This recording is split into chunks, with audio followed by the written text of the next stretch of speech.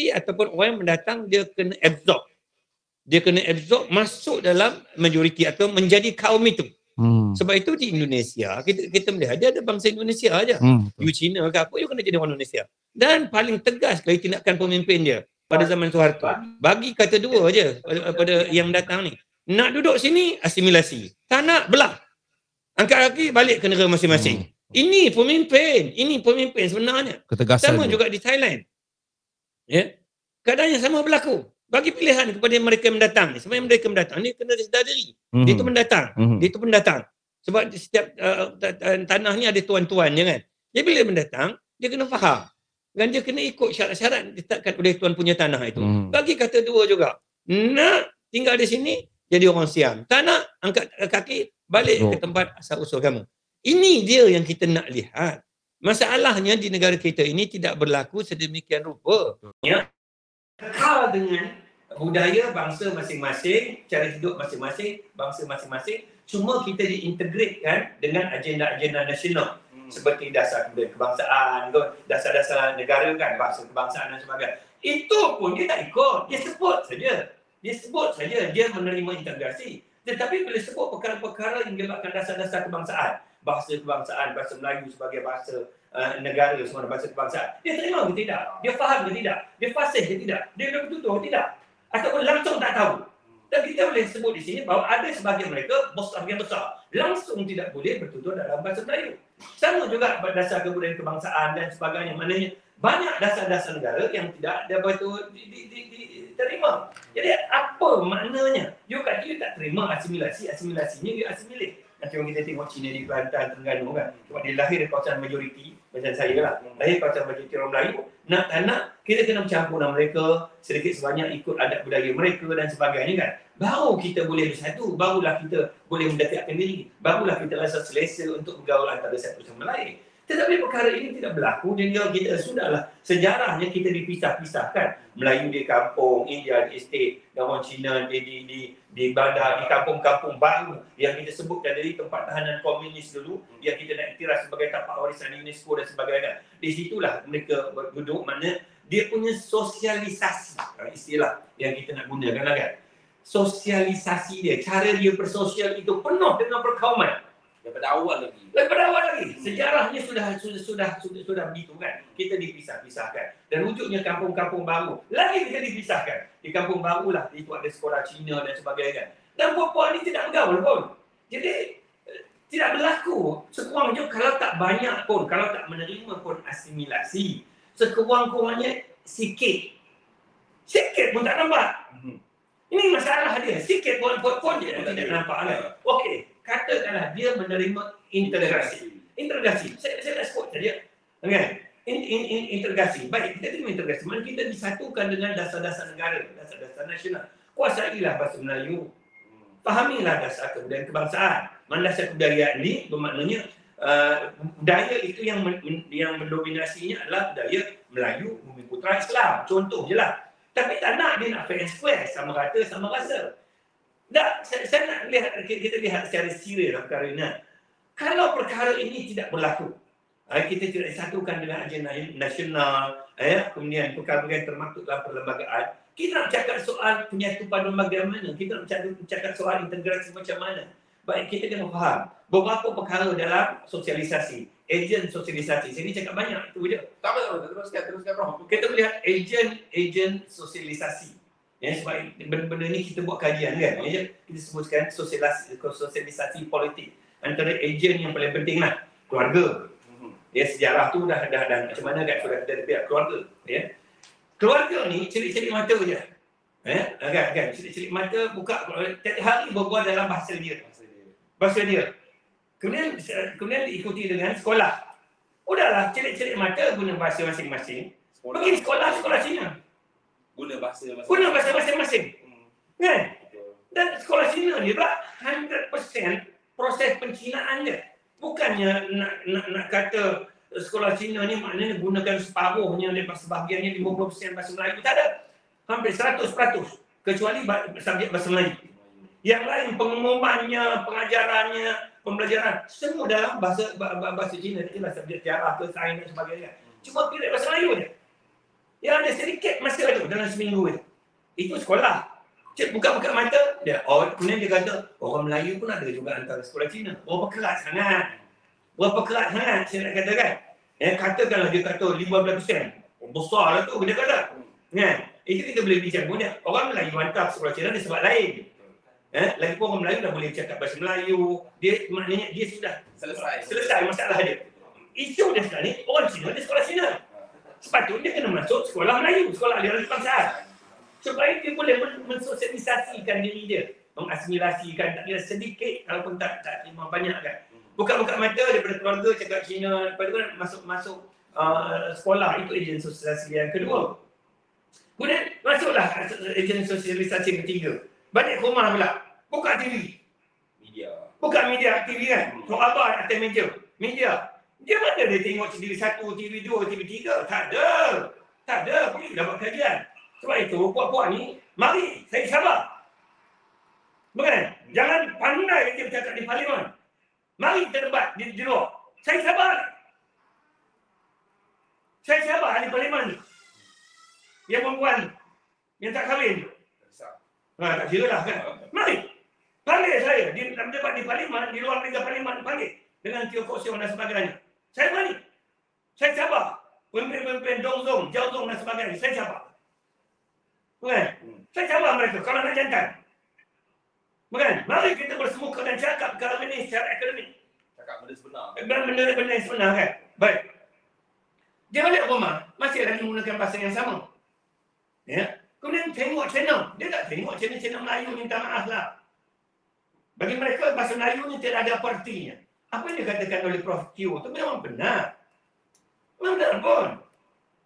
Bukan? Dia mandang rendah pada bahasa Melayu, bangsa Melayu. Memang benar. Saya dah cakap dari dulu dah. Saya dah sebutkan di sini kan. Dan balik ke rumah, di atas meja dia, semua Cina semua. Bukan? Kemudian, tengok TV, dengar siaran radio, semua channel daripada dalam bahasa Cina. Channel-channel pada Taiwan, Hong Kong dan sebagainya. Bila dia berintegrasi dengan bahasa, kita ambil satu aspek dia. Bila masanya dia berintegrasi menyambut agenda apa itu nasional ni.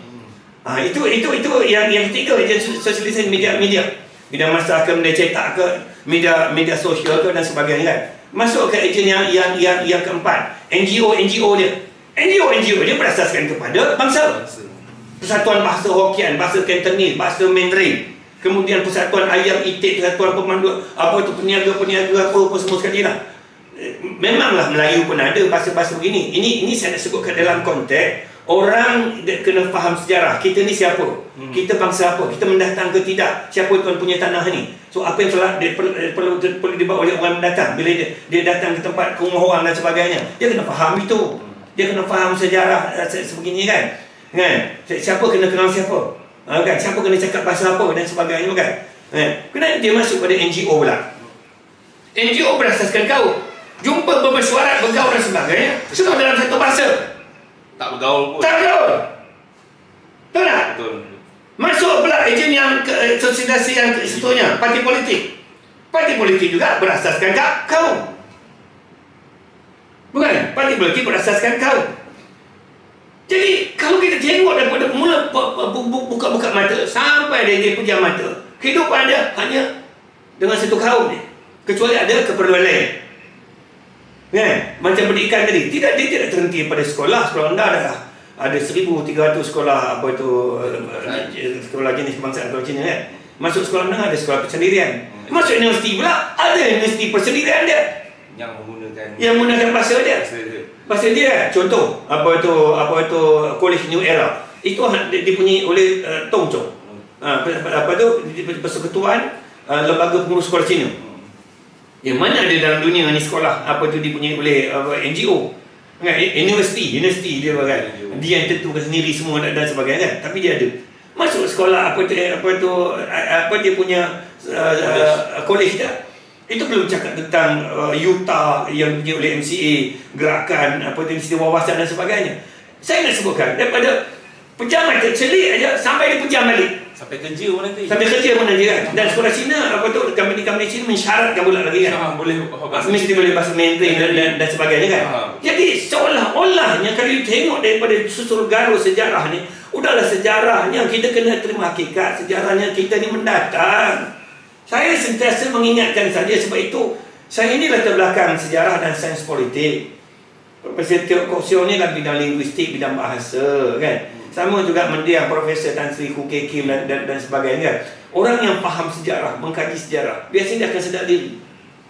Prof, cuma bila Prof sebut tentang tokoh-tokoh akademik yang bercakap tentang macam Prof, Dr. Teo, saya ada terbaca satu artikel Prof, ditulis oleh Lai Choi Heng. Katanya seorang ahli akademik bahagian fizik, dia bukan sejarah ke apa. Dia tulisan dia ni memang mempertahankan UEC dan sekolah vernacular ni lah. Cuma ada satu part dalam Harapan Daily, dalam website Harapan Daily, dia sebut sebenarnya masa merdeka dulu kita selalu cakap, tadi Prof cakap tuan, kita ada tuan kat tanah ni, jadi kita ikutlah tuan ni. Tapi dia sebut sebenarnya kita merdeka ni bukannya berdasarkan kepada bangsa Melayu sahaja. Sebenarnya kita merdeka ni berasaskan kepada bangsa yang ada, bangsa Melayu, bangsa Cina, bangsa India. Dan dia cerita kononnya masa Tunku Abdul Rahman nak pergi ke London tu, ada sengaja dokumen permintaan orang Cina tu digugurkan daripada membangunkan tanah Melayu masa tu. Dan akhirnya premis diambil untuk jadi hujah mereka mempertahankan hak dan juga jati diri yang diorang nak bawa. Adalah apa pandangan Prof? Dia ni buta sejarah kan. Dia orang buta sejarah kan. Kalau dia faham kan negara ni, kalau tak ada pun orang Cina dan orang India, negara ini tak akan merdeka. Okey. Sebab penentangan orang Melayu kepada Malayan Union 1946 itu sudah sampai ke kemuncak. Saya tanya kepada siapa mangkuk ni, kata nama dia siapa kan. Saya tanya kepada dia, apabila British memperkenalkan Malayan Union balik, siapa yang menentang Malayan Union? Orang Melayu. Tak, jawab tu saja. Siapa yang menentang Malayan Union? Ada orang India menentang? Ada orang Cina menentang? Tak ada. Sebab Malayan Union menguntungkan orang Cina dan India. Nak berikan kewarganegaraan secara mudah, mengambil hak-hak istimewa orang Melayu, kuasa raja-raja Melayu. Itu telah menyeronokkan mereka. Betul tak? Ini sejarah. Sebab itu marilah debat. Jangan nak petikan artikel saya sekadar tulis hantar. Semua orang buat begitu. Berani ni, mari ke podcast ni. Mari duduk sekali. You panggil saya ke, saya panggil, mari duduk sekali kalau berani lah kan. Tak kira lah you ahli fizikal, apa ke dan sebagainya, saya tak peduli. Jawab soalan saya pula. Apabila Malayan Union diperkenalkan setelah Jepun meninggalkan tanah Melayu, kena ingat ni, nama tanah ni tanah Melayu. Even kepulauan dia disebut sebagai Kepulauan Melayu. You tengok dalam peta pun disebut sebagai Malay Archipelago. You nak buang ke mana rantau ini? Sebab itu setiap tanah dia ada tuan dia. Kalau tuan dia itu sebab nama bangsa itu menjadi nama tuan dia, nama tuan tanah dia. Ini sebut rantau Kepulauan Melayu. Indonesia pun telah menerima hakikat bahawa ini disebut sebagai Malay Archipelago. Jadi nak menyatukan kita sebenarnya dengan Melayu, bukan bangsa Indonesia dan sebagainya. Kena terima dalam peta dunia ini disebut sebagai Malay Archipelago. Negara Cina, bangsa Cina ada negara Cinanya, India dan sebagainya. Kena terima hakikat itu. Baik. Apabila Jepun meninggalkan tanah Melayu sebab dia kalah dalam Perang Dunia Kedua, British datang balik. Dia nak balas dendam pada orang Melayu. Maka dia perkenalkan Malayan Union. Malayan Union nak mengambil hak orang Melayu, nak mengambil hak raja-raja Melayu. Betul tak? Betul. Dan menguntungkan sangat kepada mereka yang mendatang. Sebab dia nak memberikan kerakyatan secara mudah dan sebagainya. Kalau Malayan Union tidak ditentang oleh orang Melayu ketika itu, mungkin keadaan politik negara kita sekarang ini sudah banyak berubah. Sebab ketika itu lambatkan pendatang-pendatang untuk datang ke negara kita, dan mungkin bilangan mereka lebih daripada orang Melayu itu sendiri. Tetapi kita tengok yang bangkit tentang Malayan Union hanya satu je bangsa, itu bangsa Melayu. Kalau bangsa lain ikhlas, siapa nama budak tadi? Kalau dia, saya tanya kamu, kalaulah bangsa lain ikhlas, bangsa Cina, mereka dah bangun sama-sama orang Melayu menentang, mempertahankan tanah air daripada Melayu ni. Kenapa orang Cina tidak bangun menentang? Kenapa? Saya tanya. Jawab soalan ni. Daripada situ dah tak perlulah pergi bercakap sampai ke kemerdekaan. Melayu ni tu kemuncak dan menjadikan British dah gerun. Kalau dia tak bagi pun pasti dia akan bagi. Sebab ketika itu seluruh orang Melayu tanpa mengira latar belakang bersatu menentang British ketika itu. Kebangkitan itu. Kalau tak ada Cina India pun negara ini pasti akan merdeka. Sebab kebangkitan orang Melayu ketika itu sangat luar biasa. Sebab itu jangan bercakap lah kan. Nak cakap benda-benda ni kena faham sejarah, kena buka mata, buka minda dan sebagainya kan. Cuma saya pelik sikit lah Prof. Dia antara benda dalam artikel tu kata sebenarnya sekolah Melayu, sekolah jenis sekolah Cina, sekolah jenis bahasa Tamil ni sendiri, semua ni dikategorikan sebagai sekolah vernacular oleh pemerintah British masa tu. Aduh, maknanya sejarah tu sendiri dia konar. Dia begini. Kalau ikut bersejarah, bahasa apa yang disebutkan oleh yang ditulis oleh mendiang Profesor Kuki Kim kan? Syarat British membenarkan ini daripada satu aspek yang positif. Mereka yang menjajah lah, gunakan istilah menjajah negara kita ni, British dia faham tau. Dia cukup lah orang kata menjaga dia menjaga sensitiviti orang Melayu. Dia jaga jugalah. Dari satu segi dia jajah, dari satu segi dia jaga orang-orang seperti Frank Swettenham, R.O. Winster dan sebagainya kan.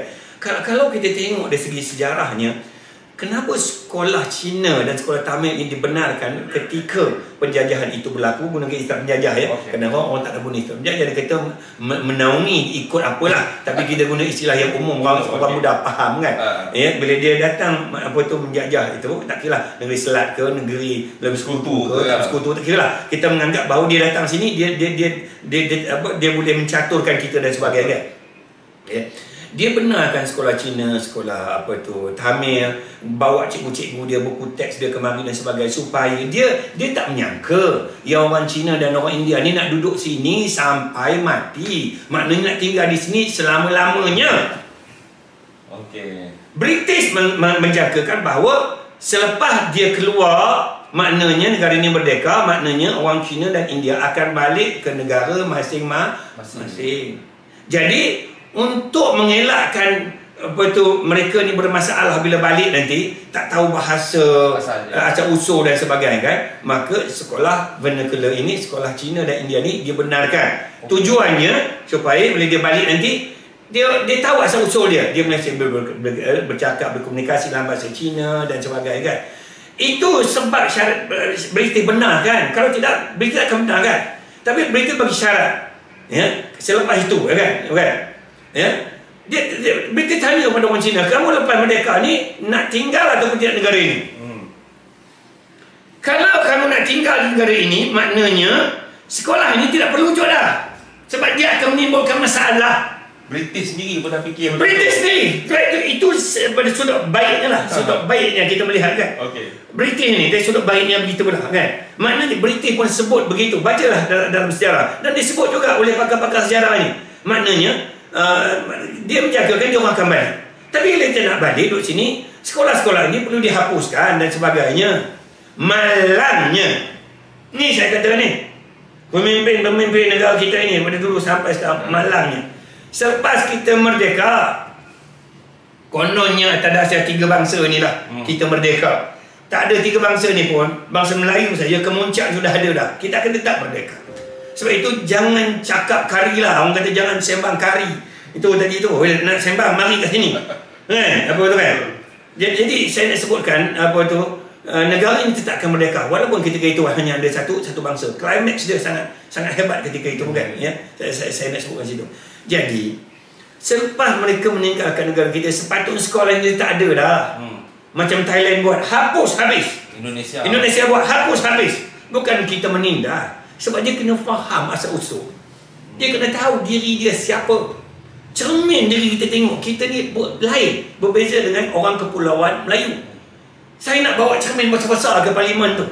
Biar setiap hari ahli parlimen ni tengok muka dia macam mana. Buat supaya dia nampak diri dia siapa, asal usul daripada mana. Ini kena faham benda-benda macam ni. Fakta, realiti. Bukan? Okey. Ini belum kita sebut sejarah asal-usul Melayu, kerajaan lama dulu dan sebagainya. Kalau kita sembang tu lagi panjang kan? Betul. Jadi kena fahamlah benda-benda macam ini. Jadi, oleh kerana pemimpin kita dahulu malang sekali lah keturunan pemimpin Melayu kan.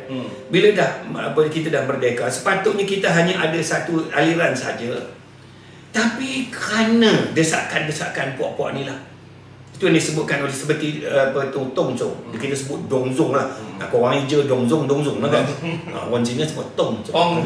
Jiaozong kan. Korang cerita hijau Jiaozong kan. Dongzong ini saya sebutkan dengan guna istilah yang dia mudah faham kan. Kita edit Melayu. Dongzong ini dia wujud lagi. Dia dah wujud lama dah. Cuma tahun 1954 lagi. Dah. Ataupun sebelum tu dah ada dah. Sebab itu dia tolak apa juga penyata British kata, penyata Barnes dia tolak, penyata apa juga yang akan mengkesampingkan nak meletakkan bahasa Inggeris ke bahasa Melayu ke sebagai bahasa utama pendidikan, dia akan lawan habis-habisan. Sebab itu pun pengasas Dongzong Lim Yan Giok ini ditarik ke warganegaraan dia oleh pemimpin negara kita. Tapi dia angkat sebagai tokoh. Dia angkat. Nampak tak resihnya pokok mangkuk ni? Dah. Resihnya mereka ni. Dia angkat sebagai pemimpin hebat hari ini dan tiap-tiap tahun disambut hari jadinya. Betul. Dah nampak tu.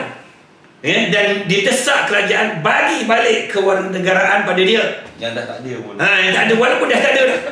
Dan disemadikan nama dia kepada nama-nama perpustakaan, nama-nama bangunan dan sebagainya. Tak, dia mengidolakan pemimpin resis begini. Siapa yang resis sebenarnya? Sebab itu jangan cakap banyaklah. Saya cakap dengan mereka, mari kita berdebat. Mari kita datang ke podcast begini ke tak kira lah. Kalau tak nak secara umum kita di sini kan. Mari kita bincangkan perkara ni kan. Masalah pemimpin negara kita ni, dosa-dosa besar yang telah mereka buat. Saya sebut dosa besar ni kan. Kita terlampau berlembu. Betul, saya memang nak ke situ Prof. Saya memang nak tanya dekat Prof. Berkaitan, tadi Prof dah cerita tentang sejarah, tentang asal-usul bangsa, tentang asal-usul sejarah negara kita sendiri. Itu satu bahagian lah. Saya nak tanya spesifik pada Prof lah. Kita sebut macam mana negara jiran kita adanya asimilasi. Pemimpin dia dengan penuh tegas datang sini ataupun balik.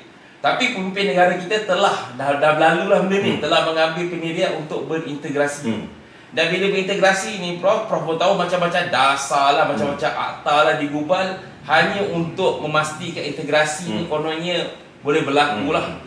Jadi saya nak tanya lah pada pandangan Prof, daripada segala macam dasar, kita ada akta pendidikan, dasar bahasa kebangsaan, dasar itu, dasar ini, sebenarnya apa idea yang cuba dibawa dengan integrasi ni Prof? Maknanya boleh duduk sama-sama, akhir sekali kat mana yang perpaduan yang saya nampak ni, dia tak menegakkan ketuanan Cina di negara Melayu.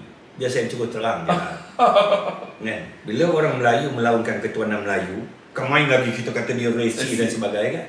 Tapi bila dia menegakkan ketuanan Cina dalam sebuah negara Melayu, itu dianggap sebagai hak.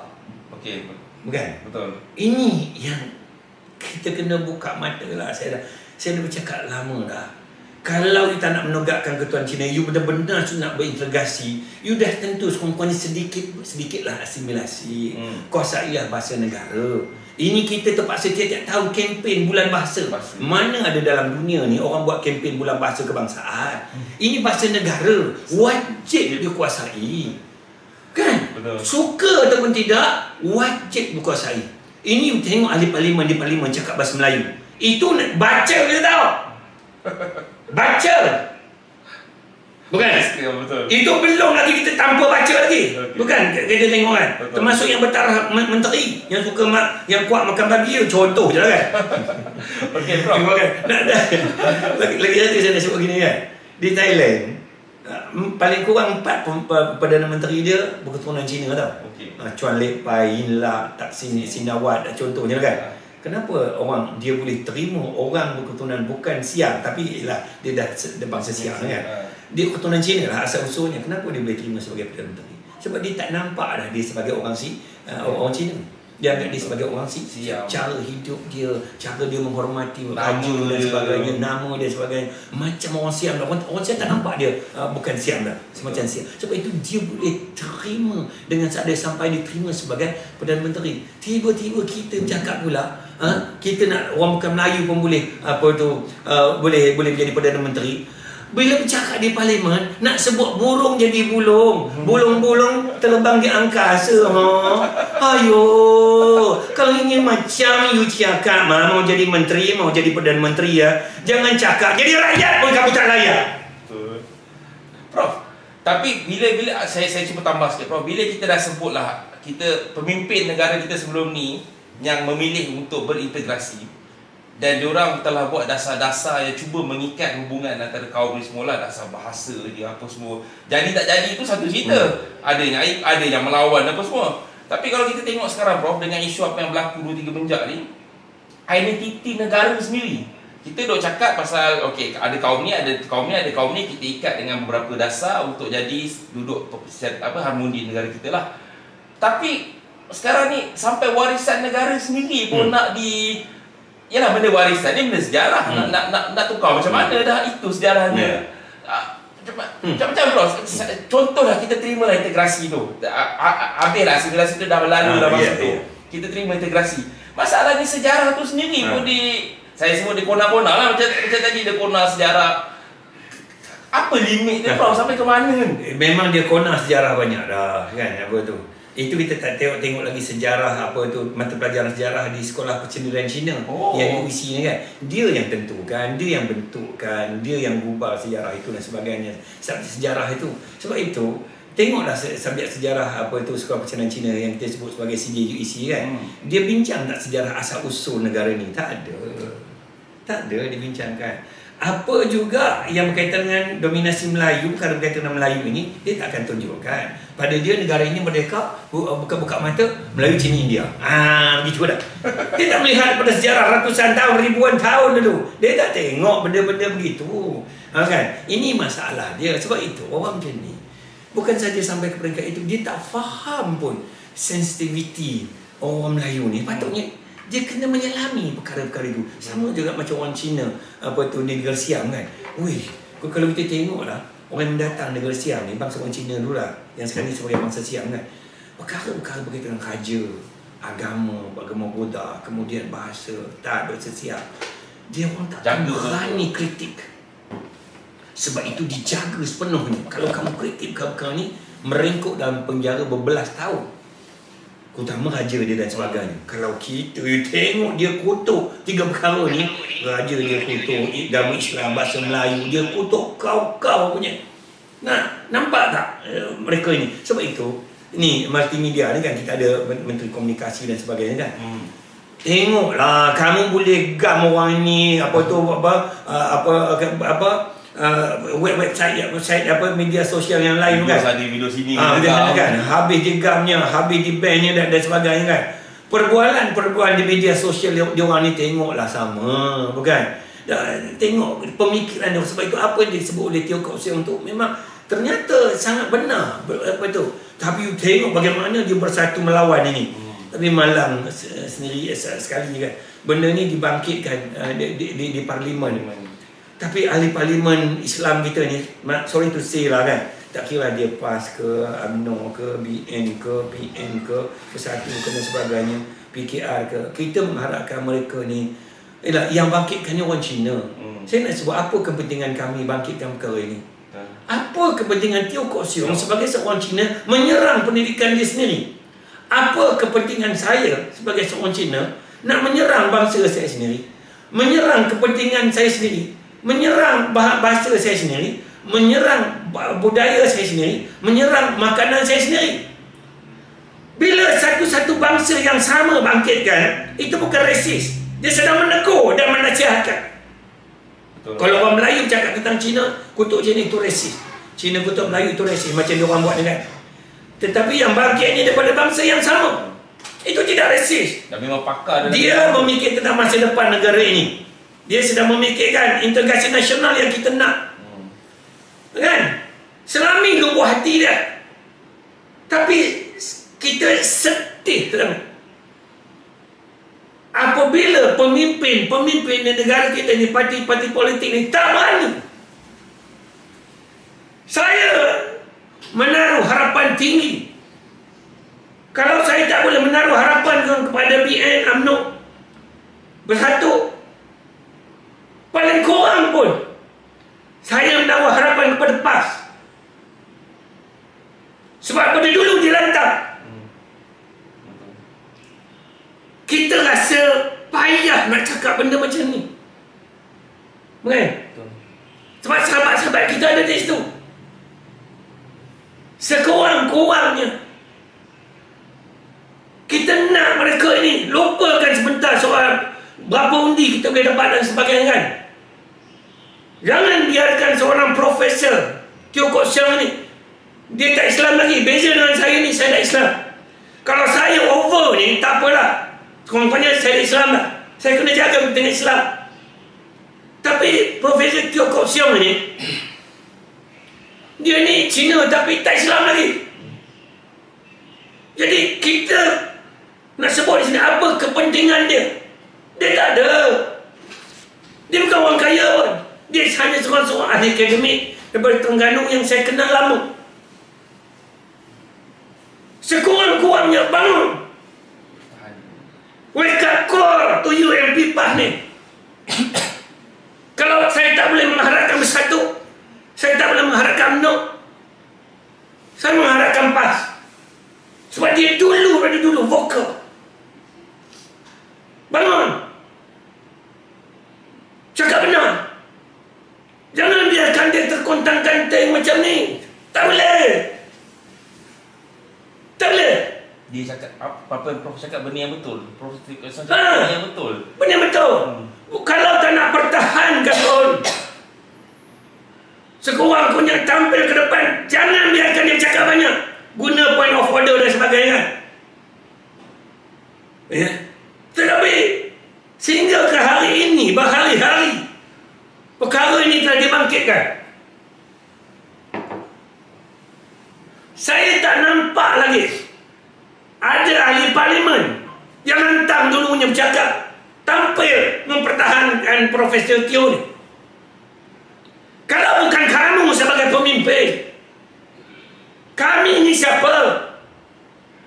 Kami bercakap di luar lebih-lebih, nanti kena saman. Kamu bercakap di parlimen, kamu kebal. Kamu ada immunity, kamu cakap apa pun tak ada saman. Kamu tak buat apa? Betul tak? Betul. Kamu cakap apa? Pertahankan kebenaran ini. Sampai bila you nak mengharapkan Profesor Teo Kok Siang nak bercakap terus macam ni? Dia diserang kiri dan kanan oleh pokok resis Altura Kiasu ni. Dan mereka sangat resis. Kalau mereka tak resis, dia tak akan bangkit isu Bakuteh, isu kampung baru Cina ni. Tidak, sepatutnya langsung dibangkitkan. Menjadi warisan negara pula tu. Menjadi warisan negara. Bakuteh ni, you tukar macam mana pun, dia adalah sup babi. Tak usahlah you nak kata tunjuk pergi makan kat Kelang semalam, dia makan apa tu, bakuteh halal, ada ayam, ada vegetarian. Perkataan bak tu daging. Bakuteh tu, bak tu daging, kut tu tulang, teh tu herba lah, sup herba. Walaupun tidak disebut babi, tapi sinonim bakuteh ni adalah sup herba daging. Dan daging itu dah sinonim dengan daging babi. Asalnya memang tak tembok soal ayam. Kalau ayam dia kena ubah, bukan bak dah. Ci kutih ke, sebab ayam tu ci kan, apa tu, dia kena apa tu. Tak sebut soal bakuteh vegetarian. Tak ada. Bak itu adalah daging. Sebab itu nak bodoh ke orang lain boleh lah, tapi bukan Cina ni. Tahu. Saya nak bagi tahu lah kepada ahli parlimen ni. Kamu ni nak bodoh ke orang lain, saya tak tahu dah kan. Tapi nak bodohkan saya bukan mudah lah. Nak kata bakuteh ni ada yang vegetarian, yang halal, ada ayam dan sebagainya. Bak itu adalah daging. Bak tu dah dia sinonimnya babi. Kalau kamu dah tahu sensitiviti babi ni, orang Melayu ni sensitiviti dia kepada babi, kita pun lah, janganlah pula kita over pula kan, babi tu tetap makhluk Allah bukan? Jangan pula kita marah kat babi. Dia cuma tak boleh makan, haram lah. Haram je kan, tapi jangan kita over pula, pun tak boleh. Kan? Tapi ternak banyak-banyak pun tak boleh juga. juga.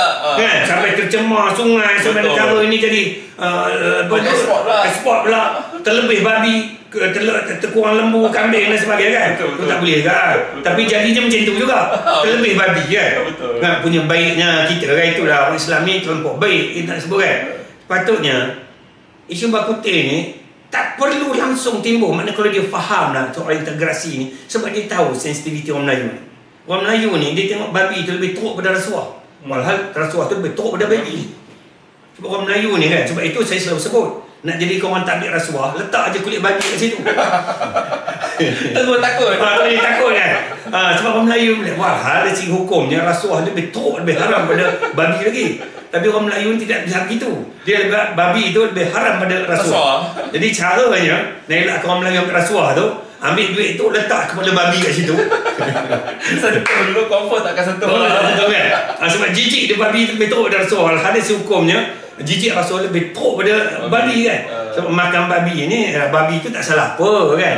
Kita telah makan je, babi tu tak salah pun, dia makhluk Allah kan. Nak sebut je, tapi kita tak faham gitu mana kan. Tapi kalau ni bangsa minoriti ni, dari segi asal usulnya pendatang ni, saya sebut istilah tu dia senang faham. Sebab dia orang pun vokal, saya pun vokal juga lah kan. Kan? Kalau dia faham sensitiviti orang Melayu ni, dia takkan bangkitkan isu ni langsung, tak boleh. Kalau dia faham. Tapi punya beraninya dia, ni siapa yang lebih resih ni, dia nak jadikan bak putih ni sebagai warisan negara. Ya, diterima di peringkat dunia ni, peringkat UNESCO. Nak ceritanya, ya, apa kan? Kalau dia faham, dia tak boleh cakap benda-benda ni, tak boleh bangkitkan langsung. Tidak ada istilah bak putih itu adalah sup ayam, sup kambing, sup lembu, vegetarian, tak ada. Kamu boleh bodohkan orang lain, tapi bukan saya lah kan. Nak pergi makan bak putih kat Kelang ada vegetarian. Alah, nampak sangat kamu berpura-pura lah. Ini politisi yang penuh dengan hipokrasi. Sama juga dengan isu kampung baru Cina. Kalau dia faham sejarah, ini kampung kem tahanan komunis. Diwujudkan kampung baru ni tak bagi dia orang keluar dan sebagainya, sebab dia tak campur. Jadi saya nak sebutkan, ini kampung kem tahanan komunis. Jadi fakta-fakta ni jangan nak diputar belikkan, jangan kamu nak di lembu suci saya nak sebutkan di sini. Tapi sedih tau, ada ahli parlimen kita ini duduk di parlimen, dia tak ada ilmu. Minta maaf lah, bukan semua. Dia kurang ilmu. Nak berbalah, nak berhujah dengan mereka ini, kadang-kadang kita macam terduduk, saya tengok kan. Tak boleh nak berhujah, tak boleh nak balas balik dan sebagainya kan. Akhirnya dia orang kata terkodok lah. Dia pergi lima kan. Terima je kan, tak boleh. Saya menaruh harapan yang tinggi kepada kamu. Saya menaruh harapan yang tinggi. Dan rakyat sedang melihat. Saya nak beritahu, rakyat sedang melihat. Jangan sampai mereka melihat pembangkang ni atau pihak yang kerjaan ni sama aja dah. Tak boleh diharap orang politik ni, tak boleh diharap. Kami bagi undi pada kamu ni, saya nak ingatkan je. Kami bagi undi terhadap kamu ni sebab kami menaruh harapan yang tinggi. Yang kamu akan mewakili suara hati rakyat. Tapi kalau beginilah sikap kamu kan, yang paling saya sedih pasal bak putih kampung baru dan sebagainya. Teo Kok Siong ni, Profesor Teo Kok Siong, sahabat baik kita pada dulu. Kat Malaysia ni nak cari orang sebegini, setelah perginya mendiang KKK nak cari siapa lagi. Saya cerita lah, daripada dulu di kiri kanan kena hentam, kutuk-kutuk lah, saya tak dapat dah. Bagi saya ini kehidupan. Ini perjuangan. Apatah lagi saya beragama Islam. Suka ataupun tidak, apabila berlakunya pertembungan antara kepentingan agama dan bangsa, saya tak ada pilihan dalam hidup ni. Saya kena mempertahankan agama. Itu agama Islam. Walaupun terpaksa menerima realiti kehidupan yang amat pahit dalam kehidupan ini, ranjau dan durinya. Dan saya anggap itu sudah sebati dengan kehidupan saya. Dan saya akan terus bercakap selagi hayat dikandung badan. Kalau saya bercakap benda ini mungkin ada sebabnya. Saya diikat dengan satu akidah, iaitu agama Islam. Dan saya tidak boleh berganjal. You hantam saya kiri kanan, atas bakar, atas bawah apa semua. Saya tetap pertahankan agama Islam. Tetapi Profesor Teo Kok Siong ini, saya ulang kali kedua. Apa kepentingannya? Dia tak Islam pun. Kan? Apa kepentingan dia? Saya tak nampak pun dia kaya-kaya dan sebagainya. Dia hanya seorang ahli akademik yang beramal dengan ilmu nak bercakap benar. Betul tak? Dia dihantam di parlimen 2-3 hari ni. Tak dia yang mempertahankan dia. Ha! Betul. Bukan? Kalau kamu tak ada ilmu, tak ada pengetahuan tersebut, tanya kami boleh bagi feed maklumat tu. Tapi jangan dia. Kami di luar ni, kami banyak maklumat, kami boleh bagi.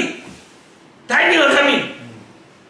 Tapi jangan berbincang sama kamu. Kalau kita lawan, kita bangkitkan isu ni, kita akan hilang undi. Aku tanya pada kau, selama ni siapa mengundi kau? Tak? Saya tanya kepada pemimpin ahli parlimen PN, kamu menang kerusi selama ni, siapa undi kamu? Penuh, gelombang Melayu penuh. Siapa undi kamu? Kamu jawab tu je. Sebab itu kita sangat-sangat kecewa. Kalau ini jenis ahli parlimen yang kita ada, kita bukan suruh kamu bergaduh dengan dia ataupun suruh menafikan hak-hak dia. Bangkit, cakap benda sebenar, bertahan. Kita nak tu je. Betul. Kita nak tu je. Betul. Bercakap benar, mempertahankan kebenaran. Kita nak tu je. Hakikat yang betul, bukannya benda lain. Betul. Dan kita bukan saja nak mencari penyakit kat dunia ni. Logiknya lah, kita tanya manusia mana pun dalam dunia ni, siapa nak cari masalah? Betul. Profesor Teo Kok Siong, saya tidak fikir dia nak cari masalah. Dia nak hidup aman, tentram dan sebagainya. Dan pada saya, dia lebih aman kalau dia tak cakap langsung perkara ni. Tapi seorang warga negara yang baik, yang faham sejarah, jujur dengan ilmu dia, bangun bercakap soal fakta secara akademik. Kamu ni ahli parlimen, saya nak sebut, kalau kamu terus bersikap macam ni, kami ni pun tak lama dah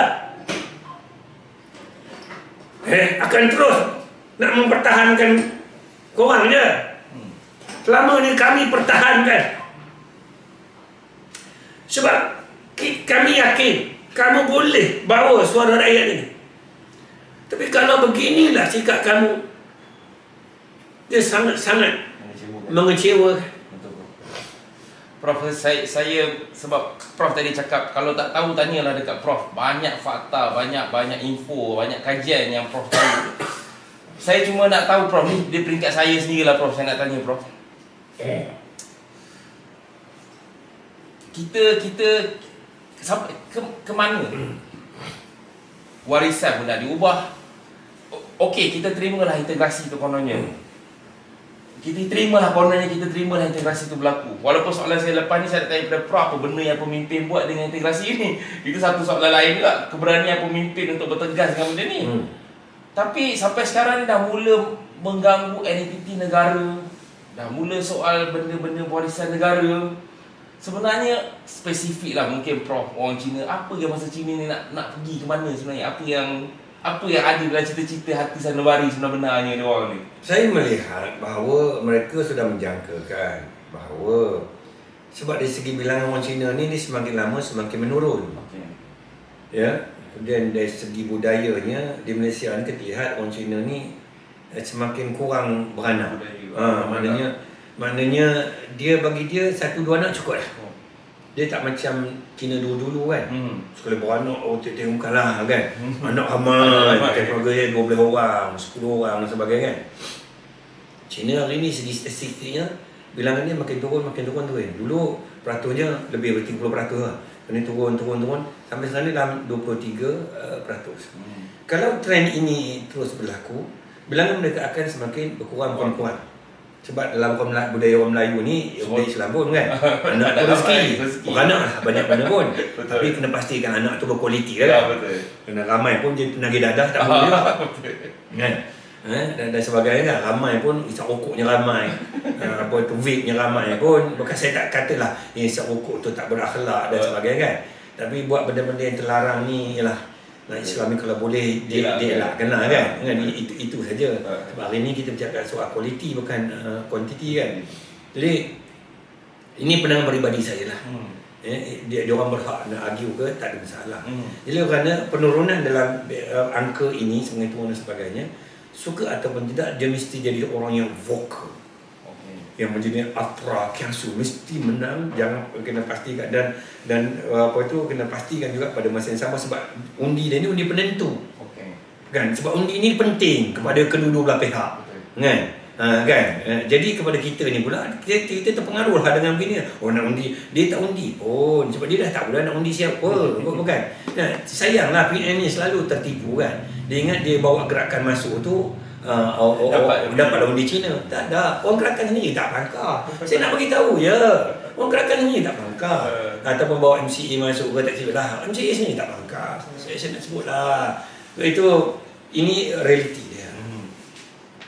Jadi pada pemahaman saya, oleh kerana bilangan ni akan terus menurun, bagi nak tak nak, kena ramai orang-orang seperti pemimpin Tong Tong dan Tong Chiao Tong pertahankan hak-hak ini, ya, sebanyak yang mungkin, sekuat yang mungkin, sevokal yang mungkin. Tapi ini bukan dah pertahankan hak dah, Prof. Dia dah pergi kepada nak ubah hari asal apa semua tu. Dia nak menegakkan ketuanan Cina. Saya sudah sebut dah. Bila orang Melayu melaungkan ketuanan Melayu, dulu UMNO lah kan. Ini tak laung dah. Tak ada dah kan. Dia hanya laungan semata-mata. Ketuanan Melayu apa yang kamu laungkan kan? Ekonomi siapa yang pegang? Bahasa Melayu pun tidak didaulatkan. Sekolah-sekolah agama Islam pun kalau kita sesuaikan dengan Melayu kan, sekolah tahfiz pun bantuannya berapa banyak sangat berbanding dengan bantuan kepada sekolah persendirian Cina dan sebagainya kan. Jadi dia sebutkan dia hanya semata-mata laungan. Apabila laungan di apa tu dikumandangkan, dia orang kata ni racist lah, gini kan. Tapi bila mereka melaungkan ketuanan Cina, walaupun dia tak sebut ketuanan Cina, tapi dia buat sesuatu nak menegakkan ketuanan Cina. Bakutinya kampung baru Cinanya. Ini baru satu dua contoh. Akan timbul-timbul lain lagi kan. Itu belum sebut cakap Abu Cimping ke dan apa kan. Banyak lagi kan kita nak sebut kan. Bagaimana ini belum cakap lagi tunggu MPAJA. Malayan People Anti-Japanese Army kan di Taman Peringatan Nilai tu dibina sebesar-besar tugu dan disembah setiap hari. Saya pun pelik lah bagaimana Majlis Perbandaran Nilai boleh lulus pembinaan tugu komunis ni, dan tugu komunis itu disembah tau. Pergi masuk dalam, kita nak bagi tahu ahli parlimen ni, mereka menyembah komunis saban hari ni. Pergi. Tengok semua. Yang kita pelik tu lulus pembinaan tu. Tugu ni. Bukan? Ni cakap nanti dia akan jadi isu kan. Saya dah sebutkan. Mereka sekarang sudah sedar dan caranya tidak ada cara lain. Ya, mereka perlu menjadi orang lantang, vokal dan sebagainya untuk menegakkan ketuanan Cina ni. Ini istilah yang agak kasar. Mungkin selepas ini kita pun tak tahu kan, kita ni boleh bercakap lagi ke ataupun tidak, kita pun tak tahu kan. Kita pun tak faham apa maksud 3A. Kalau langsung tak boleh sentuh, tak boleh cakap langsung lah Malaysia ni kan. Saya kira kita sedang memperkatakan soal kebenaran sebegini, bukan? Jadi saya nak sebutkan, kalau kita terus begini, kita tidak melakukan sesuatu, saya nak sebut je, Ya. Dan dengan desakan-desakan mereka hari ini, ya, saya boleh cerita satu persatu tentang kedudukan SJKC ni bagaimana dari segi sejarah dia. Biar kita lihat sepenuhnya. Terus saya kata, ahli-ahli parlimen ni, kalau tak tahu, tak ada ilmu, tanyalah, tanya. Tapi jangan belagak pandai. Adalah Prof dah sebut lagi sekali pasal pemimpin negara kita, Prof. Kalau kita tengok, ialah walaupun kita sebut apa dasar-dasarnya bahawa tu tak berjaya pun lagi untuk menyatu padukan seluruh rakyat kita ni, Prof. Tapi adalah beberapa dasar yang cuba dibuat, sekolah wawasannya, atau dasar bahasa kebangsaannya. Saya rasa, Prof, ada pendapat Prof sendiri lah, apa yang sepatutnya pemimpin Melayu ni buat, apa sepatutnya dasar ataupun apa sepatutnya tindakan yang diambil untuk mengutamatkan isu perpaduan ni, Prof? Pertamanya kita kena ada pemimpin yang berani, yang tidak memikirkan soal berapa undi dia boleh dapat, soal dia boleh berkuasa seterusnya ataupun tidak. Tapi dia kena memikirkan masa depan negara ini, dia nak bawa ke mana. Kita kena ada pemimpin yang tegas begini. Tapi setakat ni saya tak nampak lagi dengan parti-parti politik yang ada dalam kes-kes isu-isu sebelum ni dan sekarang ni. Saya tidak nampak, minta maaf banyaklah. Keberanian itu dalam bahasa kasar ni tak ada telur. Saya nak sambung begini. Ini bangkitkan dari isu sekolah wawasan. Apa lagi satu isu itu? Dasar bahasa kebangsaan. Itu antara contoh apa mana ada dalam dunia ni kempen bulan bahasa setiap tahun? Tak ada. Yang di kempen tu bahasa kebangsaan. Nah, betul. Saya tak pernah jumpa di Thailand kempen bahasa Thai, bahasa Siam pada orang. Tak ada. Nak pandai ke orang Cina dalam bahasa Siam, tak ada. Di Indonesia tak ada. Mereka sudah selesai isu ini awal-awal lagi. Nak duduk sini kena fasih bahasa negara. Tak ada. Kamu boleh belah balik ke kamu. Kita bulan bahasa Dewan Bahasa Pustaka letih nak buat kempen. Paksa buat. Nampak tak? Ini satu kempen yang saya nak sebut bodoh lah. You campaign benda yang sudah jelas termaktub dalam perlembagaan. Sekolah wawasan. Kita bina 45 sekolah wawasan masa Tun Mahathir. Semuanya gagal. Walaupun sekolah ini itulah yang sepatutnya. Satu sekolah menggabungkan sekolah kebangsaan, sekolah jenis kebangsaan Tamil dan Cina dalam satu kompaun supaya mereka boleh bersosialisasi, berjumpa setiap hari, bercakap, berinteraksi dalam bahasa Melayu supaya budak-budak Cina ni boleh fasih sikit bahasa Melayu, India boleh cakap bahasa Melayu, dan itu sekolah itulah integrasi sebenarnya. Tapi sekolah ini dipulaukan oleh Tong Chong Chao Chong. Dipulaukan sebab pada mereka apabila anak-anak ni bercampur dengan Melayu, penguasaan di dalam bahasa Cina akan terjejas. Nampak tak? Resisnya, dia bukan saja resis. Kalau ada perkataan lebih buruk daripada resis lagi, saya akan gunakan. Tapi saya tak nampak lagi perkataan tu kan. Nak sebutnya resis mereka ni. Dia tak mau anak dia nanti tak dapat menguasai bahasa Cina yang lebih baik. Dia lebih rela bahasa Melayu kamu tak tahu tak apa, tapi kamu pandai dalam bahasa ibunda.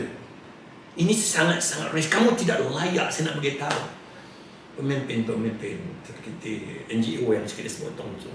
Sebenarnya kamu tidak layak tinggal di bumi. Kamu tidak layak tinggal di bumi. Dan saya rasa kalau di asal usulnya, kalaulah kita panggil balik ke negara masing-masing, kamu pun tidak layak tinggal di situ. Kerana kamu tidak diterima pun di situ. Tapi kenapa kamu menjadi satu bangsa pemimpin yang tidak pernah bersyukur dengan nikmat yang telah diberikan oleh pemimpin-pemimpin negara kita ini? Saya tak faham. Dan saya tak pernah jumpa manusia sebegini di dunia kecuali di Malaysia. Saya nak sebutkan, tidak ada di dunia ini dalam 195 buah negara di dunia kita tidak ada pendidikan rencam macam ini, memberikan hak melebih-lebih lagi pada orang luar, orang yang mendatang dari segi sejarah ni. Tak ada. Semuanya kalau negara lain hanya ada satu sekolah saja, satu bahasa saja. You pergilah kepada 195 buah negara di dunia ini. Dan satu-satunya negara yang memberikan ruang peluang yang sebegitu besar ini adalah negara kita. Yang saya herannya, tak apalah kelemahan pemimpin Melayu kita pun nak macam mana. Kenapa dan mengapa kamu tidak pernah bersyukur? Kalau kamu tak faham arti syukur, mari saya ajarkan. Sungguhnya kamu menghargai sedikit kelonggaran. Bukan, ini bukan sedikit kelonggaran, banyak. Sebab dia tak berlaku dalam dunia lain, tapi berlaku dalam dunia. Kamu boleh hidup sebagai satu bangsa yang sama. Ataupun kalau kita pergi bandingkan orang Cina, negara Cina, mungkin kamu ni lebih Cina daripada orang Cina di sana. Saya nak sebutkan, sebab proses pencinaan itu terlampau over dah, terlampau tebal sangat di sini. Itu pun kamu tidak bersyukur lagi. Prof, mungkin sebagai penutup, Prof, kita cakap secara terus terang, Prof, terutamanya kepada pemimpin yang di negara kita ni, yang sedang pemimpin, tak kisahlah di peringkat kerajaan ke, di peringkat pembangkang ke, secara clear, sepatutnya 1, 2, 3, mungkin 3 poin ke, Prof, apa tindakan yang patutnya diambil untuk memastikan isu perpaduan ini selesai, Prof? First sekali kena berani lah. Itu kalau ada keberanian tu, kalau tak tahu nak buat apa, ini Prof nak cerita, buat tindakan ni, selesai masalah perpaduan negara kita ni, Prof. Silakan, Prof. Saya fikir kalau politik kita masih lagi sebegini keadaannya, maknanya yang menentukan kita untuk berkuasa atau tidak ni bergantung pada sekumpulan-kumpulan tertentu kan. Sampai bila-bila kita akan gagal, untuk membina sebuah negara bangsa. Kita akan gagal. Kita akan terus bercakap soal isu-isu integrasi, perpaduan sampai bila-bila, dan keadaan tidak menjadi bertambah baik. Saya nak sebut, ya, selagi mana you tak boleh menjindakkan orang-orang seperti yang duduk dalam pemimpin Tung Chung, Chow Tung dan parti-parti politik dan sebagainya, yalah, selagi itulah kita akan gagal. Jadi dia mudah je, ya, pemimpin ni bila kamu telah diamanahkan, ya, saya pesan, ya. Ataupun kalau kita nak sebut, kalau aku ada kuasa, contohnya, kan, kalau sebut nanti kalau akulah dan menteriak itu lah pada tu kan, orang terasa pula kan. Saya sebut kan, kalau aku ada kuasa, isu berkaitan dengan agenda negara ini tidak ada tolak ansur. Saya ini bukan saya bercakap. Semua pemimpin yang ada di dunia ini lakukan perkara sebegini. Tanya Soeharto, apa yang dibuat untuk membina negara Indonesia? Dia bagi kata dua saja. Nak tinggal di Indonesia, absorb, masuk dalam bangsa Indonesia. Kalau tidak, balik. Pemimpin di Thailand pun sama. You pergilah ke dunia mana pun, di Amerika ke dan sebagainya. Sebab itu mereka isu-isu begini tak ada. Dah selesai, lakukanlah. Saya nak ingat kepada pemimpin, bila kamu ada kuasa, kamu telah diamanahkan, kamu kena bertindak secara berani. Kamu tidak mengambil pun hak orang lain, kamu tidak menindas pun orang lain. Sebab Islam larang itu. Kamu hanya bertindak mengikut acuan keadilan, meletakkan sesuatu pada tempat dia. Kamu faham benda ni, wahai pemimpin, ya, negara kita ni. Yang kepada pihak pembangkang ni, saya pesan jugalah kepada kamu kan, ya, kamu ni dah diamanahkan, ya, ditakdirkan menjadi pembangkang. Walaupun cubaan demi cubaan untuk jadi kerajaan tak jadi, tak apalah, ditakdirkan kan. Tapi kamu kena ingat, kamu pun memikul amanah yang sama. Saya nak kamu mempertahankan kebenaran ini. Amanah. Jangan fikirlah soal berapa undi yang kamu dapat, sebab realitinya undi kamu punya ada datangnya daripada majoriti orang orang Melayu. Kamu kena faham hakikat. Kamu menjadi lunak pun kamu tak akan dapat pun undi lebih daripada itu. Jadi adakah kamu merasakan dengan menjadi lebih liberal, menggadaikan maruah sebegini, kamu akan berkuasa? Saya nak ingatkan, kamu sedang mengkhianati amanah yang telah diberikan oleh rakyat. Itu saya nak sebutkan yang pertama tadi. Kamu kena jaga amanah. Sebab menjadi pemimpin, dia kadang-kadang kita tidak ada pilihan. Tuan, kita tak ada pilihan ketiga. Kita ada dua je. Terima ataupun tolak. Kena ingat. Kalau pilihan ketiga itu merugikan dan sebagainya, makna kita hanya ada dua pilihan. Sama ada jadi putih ataupun jadi hitam. Itu yang saya nak sebut. Sebab sekarang kita sedang membina negara. Dan saya nak sebut, akhirnya, keadaan negara kita tidak semakin baik apabila pemimpin negara ini tidak membina negara bangsa ini. Perpaduan yang dia nak, integrasi yang dia nak itu, cara yang dibawa itu tidak betul. Keadaan kita tidak menuju pada lebih putih, tapi dia menjadi hitam dan terusnya hitam. Ya. Apa yang kita buat hari ini tidak membantu pada pembinaan negara bangsa. Tak membantu. Saya minta maaf cakaplah, dia tidak membantu. Ya. Jadi pesan saya kepada mereka ini, ya, kalau hanya ada dua pilihan, maka kamu pilihlah yang putih. Kerana dengan memilih yang putih itu, rakyat akan bersama kamu. Tapi kalau kamu bersekongkol dengan yang hitam ini, kamu akan menerima akibatnya. Rakyat Malaysia sana bukan bodoh kan. Saya nak sebutkan. Kebangkitan anak muda ni bukan seperti zaman dulu. Dia berbeza dalam keadaan media sosial ini. Ya. Dan akhirnya, saya menyerulah, pemimpin-pemimpin kita di parlimen tu. Sebab kita menaruh harapan kepada mereka kan. Kita dah tak banyak masa. Okey. Kalau saudara tengok ya, dengan serangan-serangan daripada luar hari ini kan, kalau umat Islam tak kuat, kalau orang Melayu semakin lama semakin liberal, contoh je dengan serangan-serangan luar hari ini kan, tak kira kan, ya, terus menerus dengan sikapnya macam ni, kamu percaya masa tidak menunggu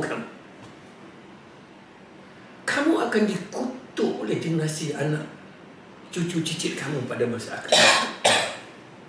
Memang bila saya bercakap begini, tanah Melayu tidak akan jadi Palestin sebab masih ada orang yang menjaga agama dan sebagainya.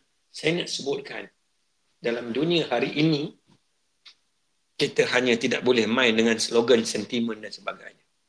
Dunia hari ini orang bercakap bangsa mana yang lebih kuat, lebih lagi kekuatan ekonomi dan sebagainya.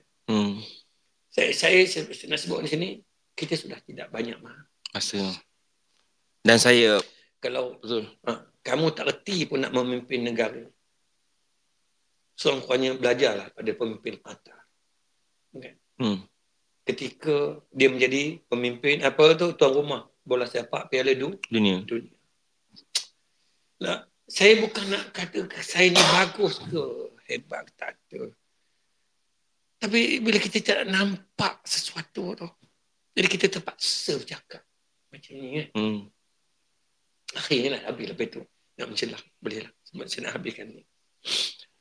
Apabila Qatar dipilih sebagai tuan rumah bola sepak tahun ujung 22 kan.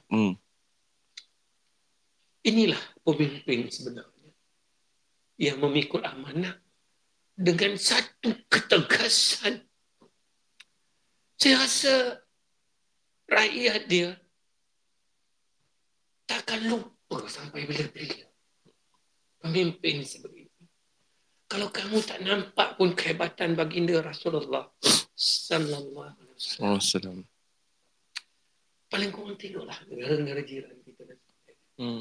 Saya sangat teruja dengan pemimpin negara Qatar ini memberi kata dua apabila mereka dipilih jadi tuan rumah bola sepak piala. Isu Arab maksud tu. Saya noktahkan di sini, kalau nak digali balik kita buat dalam sesi yang lain. Baik, terima kasih Profesor Dr. Ridwanti, dan satu quote yang saya akan pegang, selagi keadaan berterusan begini, negara kita bukan menuju ke putih. Negara kita akan terus makin hitam dan makin hitam, dan tindakan segera perlu diambil. Dan kalau pemimpin yang ada sekarang tak nak ambil tindakan tu, kita sendiri, rakyat sendiri, NGO sendiri, tokoh-tokoh sendiri yang akan tetap mempertahankan benda ni, dan kita akan tukar dengan pemimpin baru yang sanggup untuk perjuangkan benda ni. Saya ucapkan terima kasih banyak pada Prof pada pagi ini kerana sudi berkongsi pada kami semua, dan moga-moga sesi perkongsian yang ada ni menyedarkan baik dari segi masyarakat, baik dari segi pemimpin yang menonton. Moga-moga terbuka keberanian untuk bangkit, bukan sekadar mempertahankan apa yang baki-baki ni, tapi untuk membawa negara kita menuju ke arah perpaduan yang sebenar. Terima kasih banyak, dan InsyaAllah kita jumpa dalam siri podcast yang berikutnya. Terima kasih banyak Prof lagi sekali. Terima kasih banyak semua audiens yang mendengar. Wabillahi taufiq wal hidayah. Assalamualaikum warahmatullahi wabarakatuh.